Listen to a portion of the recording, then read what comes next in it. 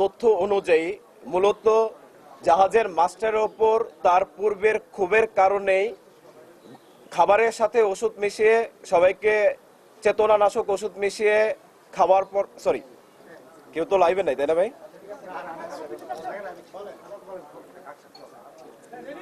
গ্রেফতারকৃত আকাশ মণ্ডল ওরফে ইরফানের দেওয়া তথ্য অনুযায়ী মূলত জাহাজের মাস্টারের ওপর ক্ষোভের কারণেই তার উদ্দেশ্য ছিল